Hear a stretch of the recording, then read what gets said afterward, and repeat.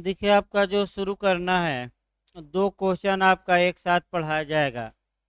Section 133 आपका बिहार जे में भी इस बार पूछा गया था पिछली बार, और पूरा चांस रहता है मेंस में आने के लिए। आपका सह अपराधी या ए कॉम्प्लिक्स। इसके बाद जो दूसरा क्वेश्चन इस पर बनता है, आपका सह अभियुक्त, जो यूपी में कई बार बन चुका है, या को एक्यूज्ड, वह मामला जाएगा सेक्शन 30 में, यानी कि 30 में। तो कल भी बताया गया कि पहला तो सावधान ये रहना है कि इंग्लिश जब भी क्वेश्चन आए, इंग्लिश वर्जन एक बार जरूर देखना है। अगर एक कॉम्प्लेक्स लिखा रहे तो 133 और को एक यू लिखा रहे तो आपका धारा 30 लिखेंगे, क्योंकि बिहार में पिछली ही बार आपका ये गलती बिहार आयोग ने किया था। हिंदी में सह अभियुक्त लिखा था और इंग्लिश में ए कॉम्प्लेक्स दिया था, तो ज़्यादा लोग सह अभियुक्त लिखकर आ गए, जबकि लिखना था 133 और लिखकर आ गए धारा 30। जब घर पर आए तब ये जानकारी हुई, तो पहली सतर्कता ये बरतनी है आपका कि इंग्लिश वर्जन जरूर देख लीजिए। आइए आपका देखा जाए कह सकते हैं कि सह अपराधी के बारे में एकदम शुरुआती दौर से चला जाएगा कि सह अपराधी की परिभाषा, सह अपराधी के साक्ष्य का एविडेंशियल वैल्यू, और उसके बाद सतर्कता का नियम और कुछ कोरिलेशन उसी में आपका चलता रहेगा। क्रम से हम उठाते हैं। सह अपराधी शब्द को भारतीय साक्ष्य अधिनियम में परिभाषित नहीं किया गया है, यानी कि पहला वाक्य आपका ये रहेगा कि ए कॉम्प्लेक्स कौन है, इसको किसी सेक्शन में डिफाइन नहीं किया गया है। सह अपराधी का शाब्दिक अर्थ होता है अपराध में साझीदार या अपराध में भागीदार, या जो अपराध में पार्टनर हो। यानी कि जब दो या दो से अधिक व्यक्ति किसी अपराध में सम्मिलित होते हैं और उनका इरादा उस अपराध को करने का होता है, तो उन्हें आपस में सह अपराधी कहा जाता है। फिर एक बार, इरादा अति महत्वपूर्ण है। अगर अपराध करने का इरादा नहीं था, अपराध में व्यक्ति सम्मिलित हुआ, तो उसे किसी भी हाल में आपका ए कॉम्प्लेक्स नहीं कहा जाएगा। अलग से हम दो उदाहरण बताते हैं, जहाँ की एक में अपराध करने का इरादा है और एक में नहीं है। समझाने के लिए इस वाक्य को, मान लीजिए ये एक व्यक्ति है और दरोगा जी को घूस देता है ताकि उसकी एफआईआर दरोगा जी दर्ज कर ले, तो घूस देने वाला भी सह अपराधी और घूस या रिश्वत लेने वाला भी सह अपराधी।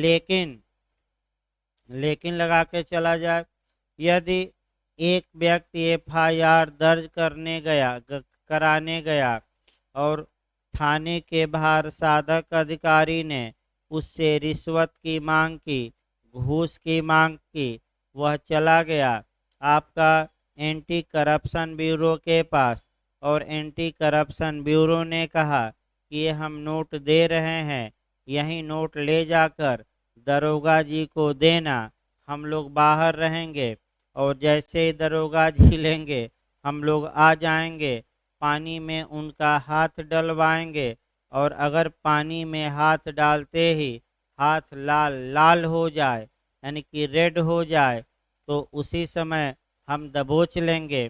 तो ऐसा ही घटना हुई। अब आप लोग ये देखिए कि घूस तो व्यक्ति दिया है, लेकिन क्या उसका इरादा अपराध करने का है कि अपराध को उजागर करने का?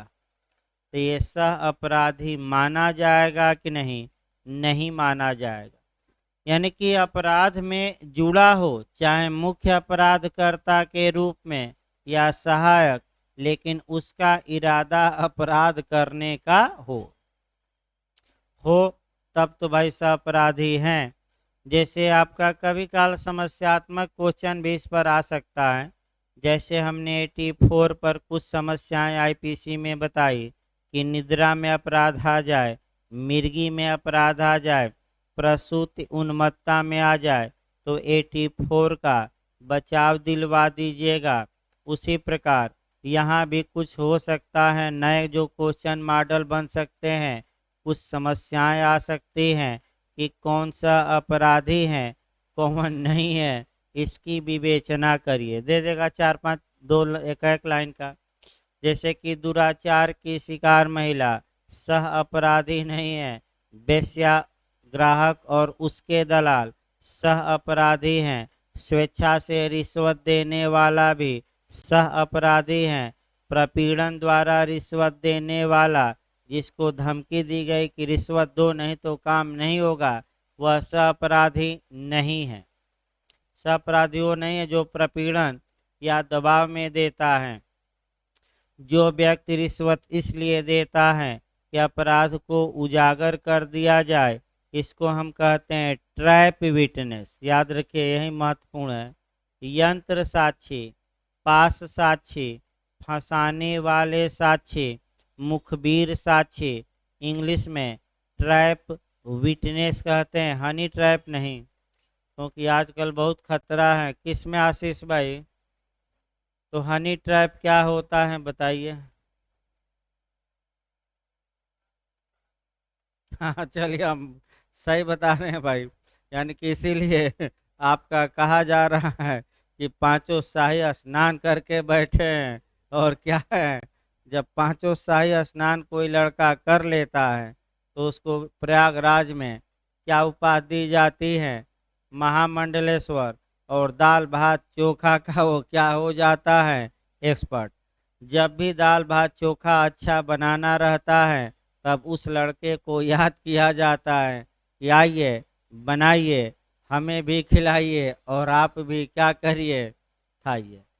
तो कितना मिर्चा लगाया जाता है चोखा में तब चोखा अच्छा बनेगा, वही जान सकता है जो अनुभव रखता हो।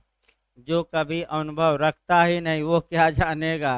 यानी कि जिसके पाँव में कभी बेवाय फटी ही नहीं, वो क्या जाने कि पाँव में बेवाय का दर्द, यानी कि पाँव में जो आपका रोग होता है, पाँव फट जाते हैं। यानी कि अनुभव बहुत कुछ सिखा देता है। मैं बता दूं, तमाम आपका चीज़ें हैं कि अनुभव बहुत कुछ सिखा देता है, इसमें कोई शक नहीं है। आगे देखिए आपका, जैसे हमारे मौर्य जी हैं, एक बार चाय पिए और दोबारा गए ही नहीं, क्योंकि जानते हैं कि सर अगर दोबारा गए तो क्या करेंगे, फिर उदाहरण तेजी से क्या करेंगे, शुरू कर देंगे। आपका कितने आदमी थे?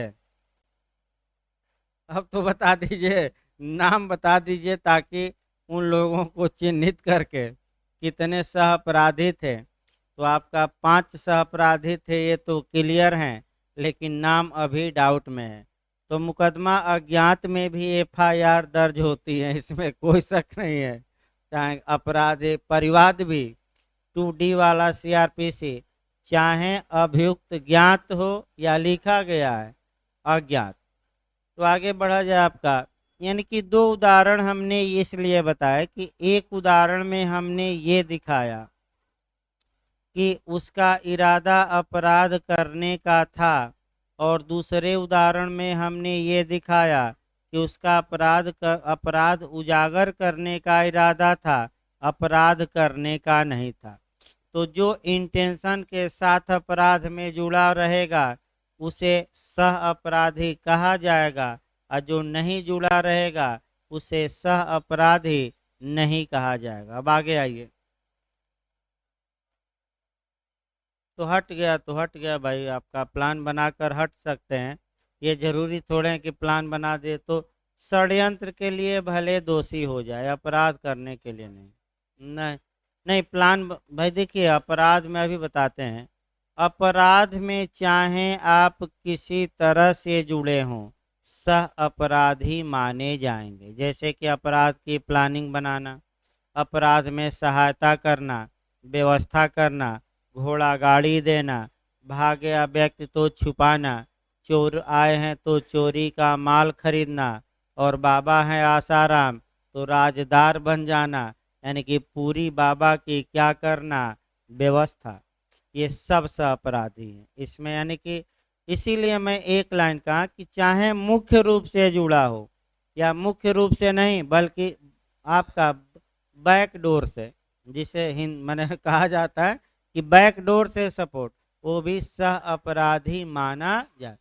दायरा बहुत व्यापक है, दायरा सीमित नहीं। अभी हम परिभाषा पर आएंगे।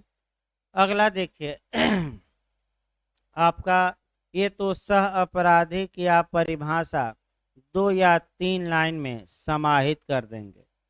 ऐसे सामान्यतः, सामान्यतः लिखेंगे जरूर, सामान्यतः जब किसी अपराध में साक्ष्य कमजोर रहता है तो ऐसी दशा में इन सह अपराधियों में से एक या एक से अधिक को राज्य द्वारा न्यायालय से इस शर्त पर क्षमादान कराया जाता है कि वह घटना के बारे में, घटना के तथ्य एवं परिस्थितियों के बारे में डायरेक्ट या इनडायरेक्ट रूप से जो भी ज्ञान रखता है वह बताएगा, यानी कि वह ओपन करेगा।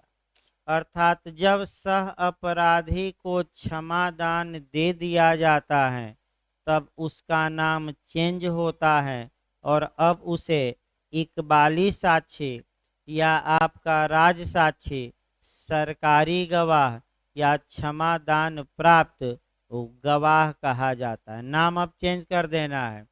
जैसे ही सरकार ने न्यायालय से उसके दंड को क्षमा कराया, लेकिन कंडीशन लगाकर कि जो भी जानते हो क्या करना, बक देना, आसान भाषा में बोल देना, तो आपका तो ऐसी दशा में अब यह गवाह क्या बन गया, राज साक्षी, सरकारी गवाह या इकबाली साक्षी।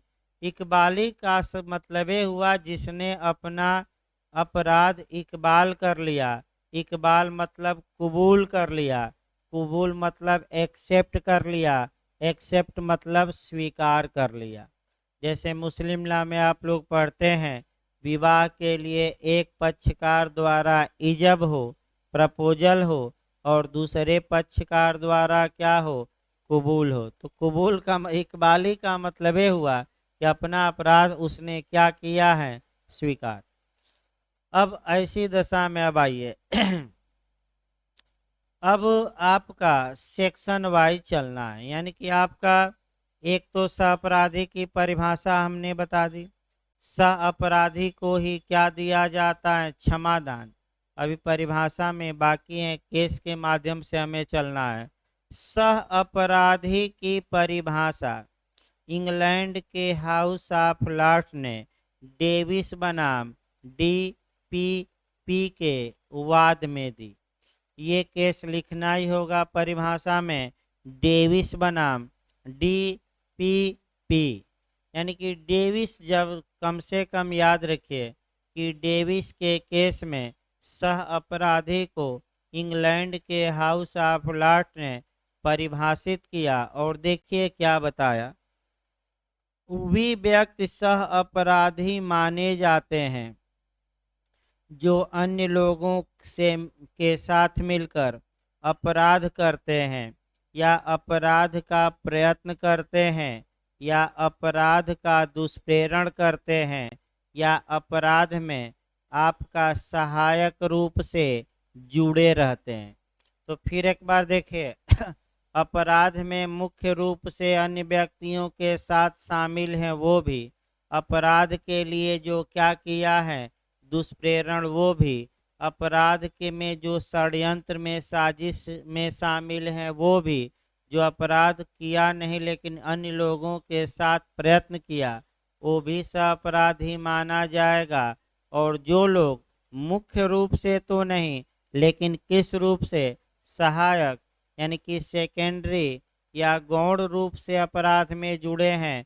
गौण रूप का मतलब ये हुआ कि अपराध सुकर बन जाए, इसके लिए जो लोग व्यवस्था कर रहे हैं, जैसे कि उदाहरण के रूप में इसका उत्तम उदाहरण जो वर्तमान में हम दे रहे हैं, अंकिता मर्डर केस देख सकते हैं आपका, जो इस समय काफ़ी चर्चा में भी है और सोशल मीडिया पर भी चल रहा है।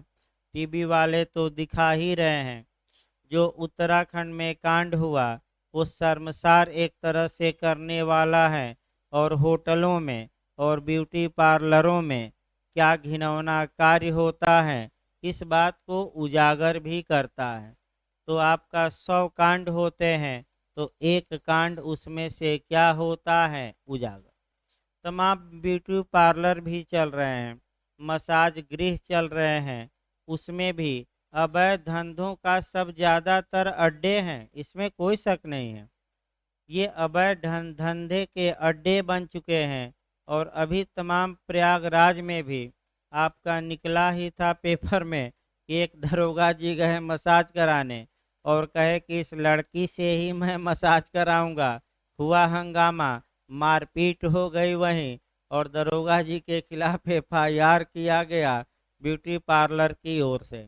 तो ऐसे ऐसे भी लोग हैं। तो मैं फिर बता दूं, मैं तो लगातार बताता हूं कि कबीरा इस संसार में भांति भांति के लोग, अच्छे इंसान भी हैं तो उसी में सनकी इंसान भी हैं, बुरे इंसान भी हैं, इसमें कोई शक नहीं। लेकिन अच्छे इंसानों के कारण ही धरती टिकी है। अगर सब बुरे हो जाएंगे तो ये धरती टिक नहीं पाएगी, ये भी याद रखिए, उथल पुथल मच जाएगा। तो आगे इसके बढ़ा जाए, आपका हम ये बता रहे थे उस कांड पर एक उदाहरण यहाँ बताया जाए।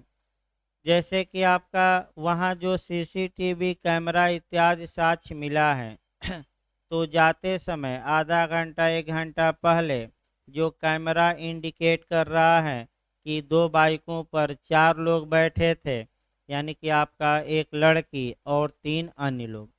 जब बाइकें उधर से वापस आती हैं तो केवल 3 लोग बाइक पर दिखाई देते हैं। यानी कि अंत में अंकिता तुम लोगों के साथ थी, तो सबूत का भार तुम लोगों पर होगा कि घटना कैसे घटी, तुम ही लोग तो बता सकते हो। तो अगर एविडेंस कमजोर होगा तो एक काम सरकारी वकील कर सकता है कि 3 में से किसी एक को इस शर्त पर माफी दिलवा दे कोर्ट से कि तुम घटना के बारे में जो भी जानते हो सब कुछ सत्य सत्य और पूरी तरह क्या करना, बता देना। और जैसे ही उनमें से 3 में से किसी एक को क्षमादान दिया जाएगा, अब वह सरकारी वकील बन जाएगा, 133 एविडेंस वाला हो जाएगा, सक्षम साक्षी होगा। यानी कि इसका मतलब ये हुआ कि अब वह गवाह के रूप में अपने साथियों के खिलाफ आग उगलेगा। तो ये एक उदाहरण बताया गया। ये मुख्य रूप से शामिल हैं, मैं बता दूं, तीनों। अब आप कहेंगे कि भाई सहायक रूप से, उसका भी एक उदाहरण हम समझाने के लिए बता रहे हैं। इसका उत्तम उदाहरण आसाराम के मामले में मिलता है। भाई कोई नारा न हो जो ऑनलाइन पढ़ रहे हैं लोग, क्योंकि तमाम लोग परम भक्त हैं यानी कि अंध भक्त हैं और भक्ति में चूर रहते हैं। भाई हम किसी के न तो अंध भक्त हैं, न किसी के सपोर्टर हैं, न विरोधी हैं। अध्यापक का काम ही होना चाहिए कि जो उचित को उचित कहे और अनुचित को क्या कहे, अनुचित। अगर वह निष्पक्ष नहीं है, किसी जाति धर्म संप्रदाय गरीबी अमीरी और बच्चों की हैसियत देखकर शिक्षा देने लगे तो वह शिक्षा किसी काम की नहीं। यानी कि विभेद करना हमारा अनुच्छेद 14 भी क्या करता है, रोकता ही है। तो भाई यहाँ आज तक मैं बता दूं, नए भी लोग तमाम हैं, आज तक किसी भी स्टूडेंट के साथ हमने विभेद नहीं किया कि ये बहुत बड़े घर का है तो ये गरीब है। सबको समान हैसियत में रखा गया और सबके साथ समता का ही व्यवहार किया गया। और इसीलिए लोग तारीफ भी करते हैं कि मनोज सर भले पढ़ाते हों लेकिन किसी पंथ पार्टी को छोड़ते नहीं, जो बुराई है कहते हैं चाहे वह किसी भी जात, किसी भी धर्म, किसी पंथ पार्टी की बात हो। तो आगे देखा जाए इसमें, अब उनके रोज जो राजदार थे, राजदार माने जो व्यवस्था करते थे, रसोईया इत्यादि व्यवस्थापक, 7 व्यवस्थापक थे। तो ये हुआ कि जब उनके खिलाफ मुकदमा चलने लगा तो सरकारी वकील ने उनमें से कुछ की सजा माफ करके और गवाह बना दिया। तो आसाराम के चेलों ने 3 को तो निपटा दिया, यानी कि 3 गवाहों को क्या किया, मार दिया, लेकिन 4 बचे रहे, गवाही दी गई और अंत में क्या हुए, सजा पाए। यानी कि ये मुख्य रूप से शामिल नहीं थे ये सातों, लेकिन उनका अपराध में सहयोग करते थे। व्यवस्था से लेकर तमाम चीज़ें उनका राज क्या करते थे, जानते थे। तो क्या जानते हो बाबा के बारे में, सब कुछ आकर क्या करो, उगलो। यानी कि जिंदगी भर बाबा का भोजन किया और जब अंत समय आया तो बाबा से क्या किया, गद्दारी। तो इसको गद्दार भी कहते हैं, याद रखिएगा। अपराधी जो इकबाली साक्षी बन गया उसको आसान भाषा में हम क्या कहते हैं, गद्दार। लेकिन आप न कहिएगा कहीं कंपटीशन में गद्दार न लिख दीजिएगा। अगला देखिए आपका दूसरा, देखिए ये तो आपका पहला हुआ कि सह अपराधी कौन होगा, इतना समझा। इसको लिखना 2 लाइन है, समझाने के लिए हमने 2-3 उदाहरण दिया, लेकिन लिखना कितना लाइन है मेंस में, 2 लाइन। वे व्यक्ति जो, दूसरा देखिए सह अपराधी, वे व्यक्ति जो चोरों या लुटेरों या डकैतों से चोरी, लूट या डकैती का माल खरीदते हैं। अर्थात इस पर भी एक उदाहरण देखिए। ये एक चोर है, चोरी किया, सुनार के पास गया, सोना बेच दिया सुनार को। तो अगर सुनार ये जानता है कि ये चोरी का माल है तो जितना चोर को दंड, उतना चोरी का माल छुपाने वाले, खरीदने वाले, बयानित करने वालों को उतने ही दंड से क्या किया जाता है, दंडित। आईपीसी की धारा 410 में स्टोलन प्रॉपर्टी की परिभाषा दी गई है, चुराई हुई संपत्ति, और 411 में उसके लिए दंड का प्रावधान है। अब समस्या आया कि जो चोर हैं और चोरी का जो माल सुनार या कोई खरीदा है, क्या ये दोनों आपस में सह अपराधी माने जाएंगे कि नहीं, माने जाएंगे। तो अगर चोर को दंडित कराना है तो जो माल खरीदा है उसी को क्षमा कर दिया जाए और उसी से गवाही दिलवा दिया जाए चोर के बारे में, और चोर को क्या करा दिया जाए, सजा। तीसरा देखिए तीसरा पॉइंट, वे व्यक्ति जो अभियुक्त के साथ विचारणीय अपराध में सहयोगी न हो लेकिन पूर्ववर्ती अपराधों में सहयोगी रहे हैं और उनका सहयोगी रहे हैं पूर्ववर्ती अपराधों में, लेकिन ऐसी दशा में वो जो पूर्ववर्ती अपराध हुए हैं वह या तो एविडेंस की धारा 14 में सुसंगत हो या 15 में। इसका मतलब ये हुआ कि आप थोड़ा गौर करिए, पूर्ववर्ती अपराध पर गौर करिए और आपका सेक्शन 14 और सेक्शन 15 एविडेंस क्या पढ़ाया नहीं गया है। धारा 14 में मन की दशा, शरीर की दशा या शारीरिक संवेदना को रेलेवेंट बनाया गया है। मन की दशा सामान्य न होकर कैसी होनी चाहिए, विशिष्ट।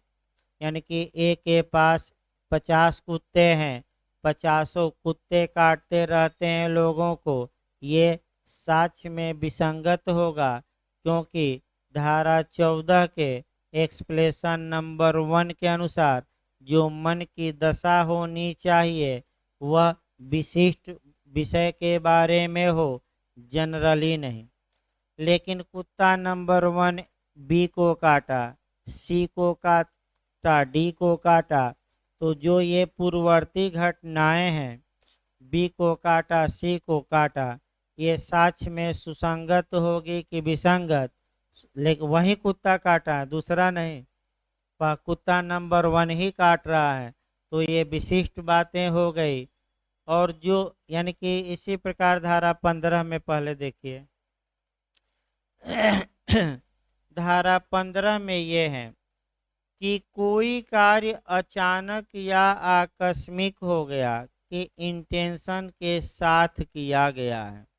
अगर न्यायालय में क्वेश्चन ये हो कि कोई कार्य अचानक किया गया कि आपका इंटेंशन के साथ किया गया, तो वह कार्य माने उस कार्यों को जो पहले उस जैसे कार्य हुए हैं और वह जो लास्ट कार्य है पुराने कार्यों की श्रृंखला का ही चयन का ही भाग है। यानी कि पुराने कार्यों को साक्ष्य के रूप में प्रस्तुत हम कर सकते हैं कि नहीं कर सकते हैं। जैसे कि ये दो उदाहरण यहाँ देखिए समझने के लिए बताया जा रहा है। एक तो ब्राइड इन बाथ का उदाहरण देखिएगा। ब्राइड इन बाथ का केस धारा 15 से रिलेटेड है। ब्राइड इन बाथ का मतलब टब में दुल्हन। भाई टब में दुल्हन तो कहा जाता है कि जाकर चुल्लू भर पानी में क्या करो, डूब मरो। भाई कहा जाता है, जैसे कि तमाम लोग हुए कि बिहार में इतना मने एपीओ में फार्म पद निकले थे जिनका नहीं हुआ, तो कई लोग ताना दिए कि इतना सीट पर जब नहीं हुआ तो तुम तो जाकर चुल्लू भर पानी में डूब कर क्या करो, मर जाओ, ताना दिया जाता है। तो आपका चुल्लू भर पानी में लोग डूब कर मर सकते हैं कि नहीं मर सकते हैं। और सबसे अच्छा उदाहरण श्रीदेवी का है। चुल्लू भर पानी में गई नहाने और वहीं गिर कर क्या हुई, अब गिर कर मरी कि मार दिया गया। आज तक राज का क्या रह गया, राज तो आज तक नहीं ओपन हुआ, ओपन होगा भी नहीं। भारत में रहती तो हो सकता है कुछ सीबीआई जांच बैठ जाती, लेकिन सऊदी अरब में कौन सीबीआई जाकर जांच करेगी। अब कोई मांग भी नहीं किया, तो जब डिमांड नहीं किया गया तो जल्दी जांच नहीं होगी। फिर आगे बढ़ा जाए इसमें। यानी कि एक उदाहरण देखिए ब्राइड इन बाथ का ही हम केस देखते हैं। इस केस में ये हुआ था कि एक पुरुष विवाह करता था स्त्रियों से। उसकी पहली स्त्री पानी में मने वहीं आपका टब में डूबकर मर गई नहाने वाले, फिर दूसरी भी मर गई, तीसरा आपका विवाह किया था। तो ये हुआ कि हर एक औरत एक ही तरीके से इसकी मर रही है। ये पूर्ववर्ती जो घटनाएं हैं ये दिखा रही हैं कि इसका इरादा था मारने का। अचानक एक घटना हो सकते हैं कि 50 घटना होगी एक जैसी, एक हो सकती है। 50 और 60 तो और 3-4 तो हो नहीं सकती। इसका मतलब ये हुआ एटीएम तमाम उदाहरण कि जो लोग पूर्ववर्ती घटनाओं में शामिल थे लेकिन लास्ट की घटना में भले शामिल नहीं थे, तो ऐसी दशा में आपका पूर्ववर्ती घटनाओं में शामिल व्यक्ति भी सह अपराधी माने जाएंगे। जैसे कि आसाराम का भी मामला ले सकते हैं। तमाम बार व्यवस्था की जाती थी, कभी पहला राजदार रहता था, कभी दूसरा, कभी तीसरा, तो किसी न किसी घटना में तो ये राजदार क्या थे, शामिल ही थे। तो क्या ये सह अपराधी माने जाएंगे कि नहीं माने जाएंगे। और इन्हीं में से किसी एक या एक से अधिक को क्या कराना है, पार्डन या क्षमादान। तो इस प्रकार आपका अब अगला देखा जाए इसमें। देखिए अगला देखिए भाई आपका उपर्युक्त वाद में दी गई परिभाषा को भारत के उच्चतम न्यायालय ने आर के डालमिया वर्सेस दिल्ली प्रशासन के वाद में एक्सेप्ट कर लिया। यानी कि उच्चतम न्यायालय ने आर के डालमिया बनाम दिल्ली प्रशासन के वाद में इस बात को स्वीकार कर लिया कि भारत में सह अपराधी की जो परिभाषा है वहीं अप्लाई होती हैं जो डेविस के वाद में हाउस ऑफ लॉर्ड्स ने दी। तो भारत में कोई अलग परिभाषा नहीं है, डेविस के वाद वाली परिभाषा को ही क्या किया गया है, आपका स्वीकार किया गया है।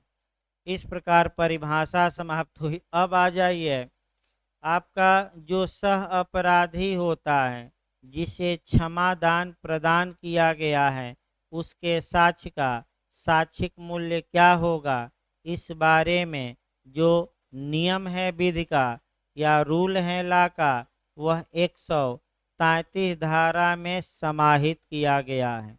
तब 133 आ जाइए, और 133 में क्या कहा गया है। धारा 133 में दो बातें बताई गई हैं, पहले तो ये याद रखिए, और दो बातों को तोड़ लेना चाहिए दो हिस्सों में। पहला क्या है कि जो सह अपराधी होगा वह कॉम्पिटेंट विटनेस होगा, सक्षम साक्षी होगा। यानी कि सह अपराधी कैसा साक्षी होगा, सक्षम। और किसी दूसरे सह अपराधी को अगर केवल एक सह अपराधी के साक्ष्य अभिसाक्ष्य के आधार पर सजा दी जाती है तो वह सजा अवैध नहीं होगी। यानी कि इसका मतलब ये हुआ कि अगर केवल सह अपराधी के असंपुष्ट अभिसाक्ष्य के आधार पर कोई दोष सिद्धि की जाती है तो वह दोष सिद्धि वैलिड होगी कि इनवैलिड होगी, वैलिड होगी। अर्थात जो सह अपराधी था जिसे क्षमा दान दिया गया था, अगर उसके बयान पर दूसरे सह अपराधी को क्या किया गया है, दोषी ठहराया गया है, और अन्य कोई साक्ष्य मौजूद है कि नहीं, नहीं है, तो ये जो सजा होगी वह आप लोग बताइए वैध होगी कि अवैध, वैध।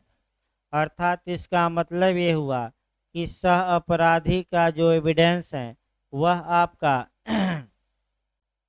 कह सकते हैं कि वह जो एविडेंस है वह सारवान साक्ष्य है कि संपोषक साक्ष्य है। तो सारवान है, संपोषक नहीं। अब देखिए आपका इन्हीं दोनों की पहले व्याख्या करनी, हम बता दें इन दोनों की आप क्या करेंगे, व्याख्या। धारा 133 के अनुसार सह अपराधी अन्य सह अपराधियों के विरुद्ध सक्षम साक्षी होगा।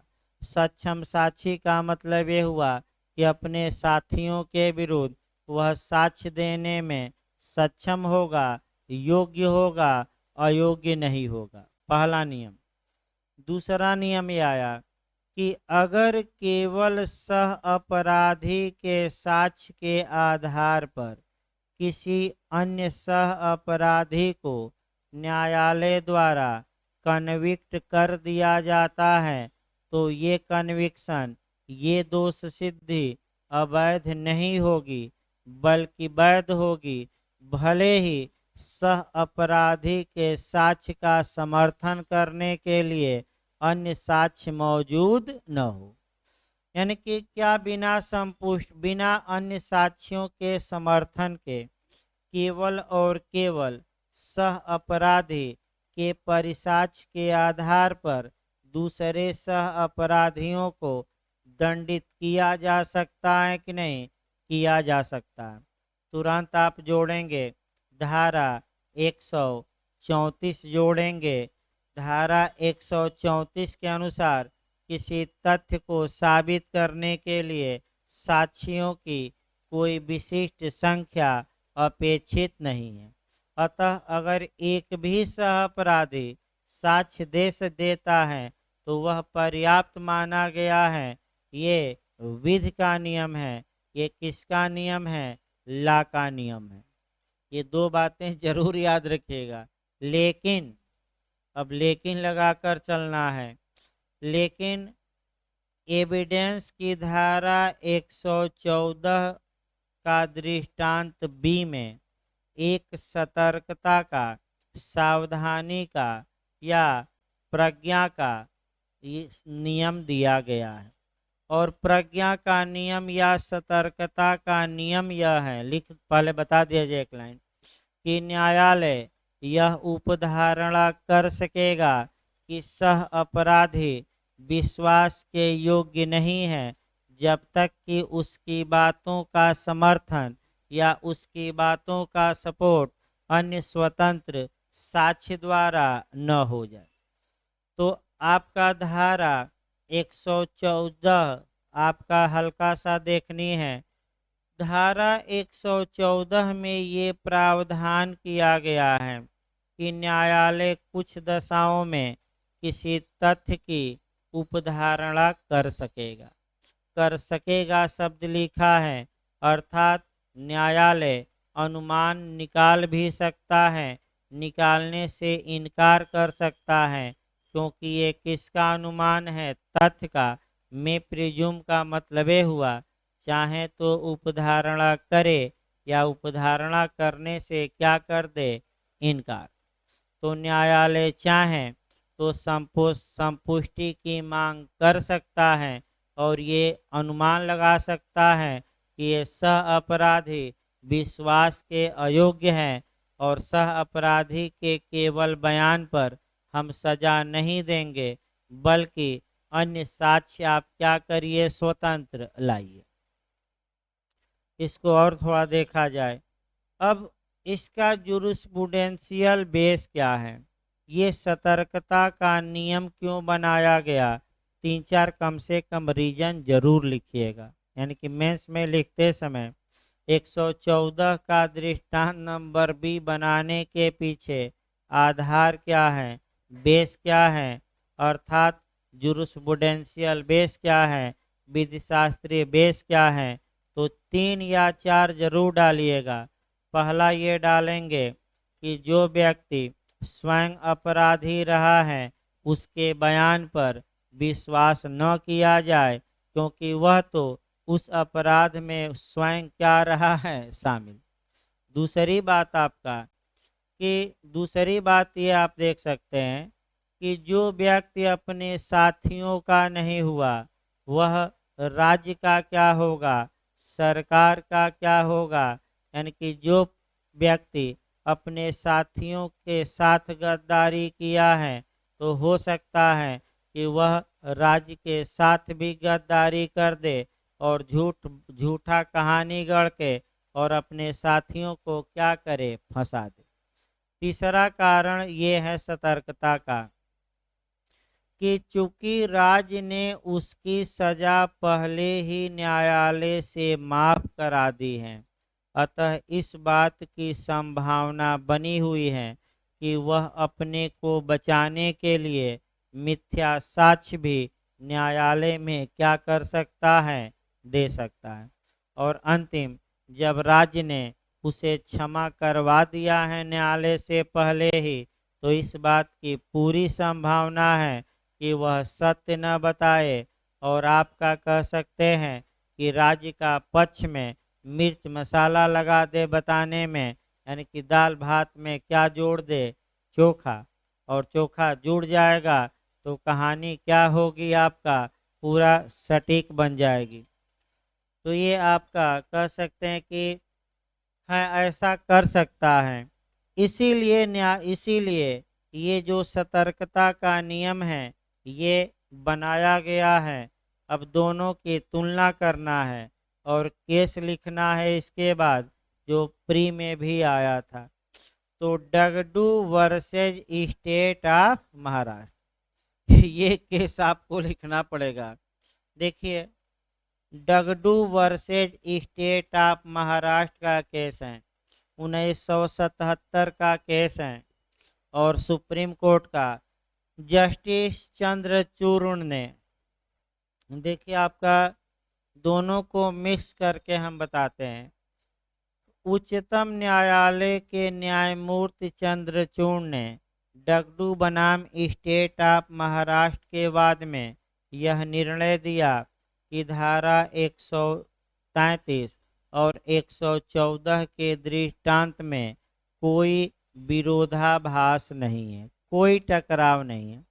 धारा 114 विधि का नियम प्रतिपादित करती है, जब नहीं, धारा 133 विधि का नियम बताती है, जबकि धारा 14 का दृष्टांत नंबर बी सतर्कता का नियम बताता है।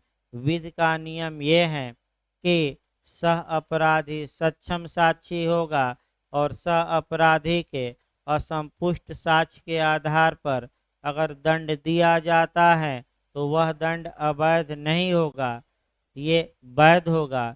लेकिन न्यायालय का विवेकाधिकार है कि यदि न्यायालय चाहे तो उपधारणा करे या उपधारणा करने से क्या कर दे इनका, क्योंकि विधि की उपधारणा नहीं है, किसकी है, फैक्ट की। तो न्यायालय चाहे तो 114 के दृष्टांत का सहारा ले या सहारा लेने से इनकार कर दे, बाध्य नहीं है। न्यायालय चाहे तो अनुमान लगा सकता है कि सह अपराधी बिलीव के योग्य नहीं है जब तक उसकी बातों का समर्थन अन्य स्वतंत्र साक्ष्यों द्वारा न हो जाए। लेकिन वर्तमान समय में जो आपका ये प्रज्ञा का नियम है, ये जो सतर्कता का नियम है, हमारे न्यायालयों के निर्णयों द्वारा अब ये विधि के नियम के रूप में कन्वर्ट कर दिया गया है। यानी कि इस सतर्कता के नियम को न्यायालय ने क्या बना दिया है, विधि का नियम।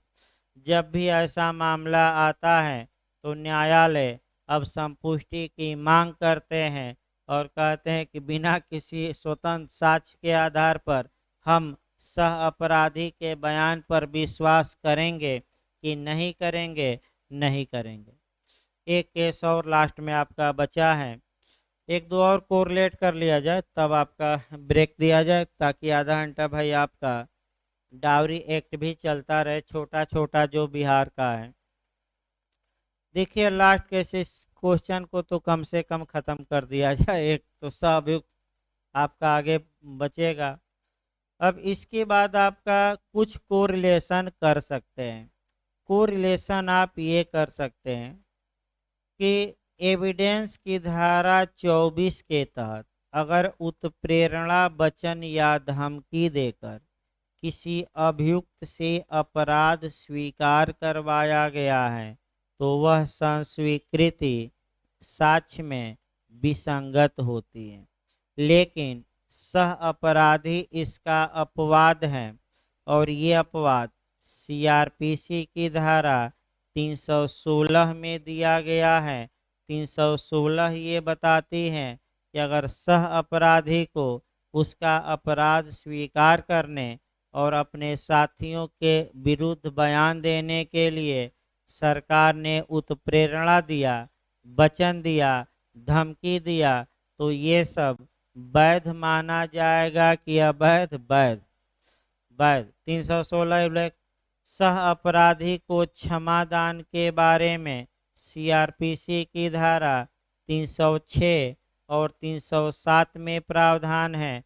रेगुलर कोर्ट 306 में, और जिस कोर्ट को मामला कमिट किया गया है, सुपुर्द किया गया है, वह 307 में क्षमादान दे सकता है और क्षमादान की शर्तों का उल्लंघन करने का प्रभाव धारा 308 में दिया गया है। सह अपराधी जब बयान दे रहा है तो वह घटना के विस्तृत वर्णन कर सकता है। इसका प्रावधान एविडेंस की धारा 156 में है। आप जाकर दृष्टांत ही देखिएगा, लूट का दृष्टांत है और सह अपराधी पूरा बयान कहाँ से हम लोग योजना बनाए।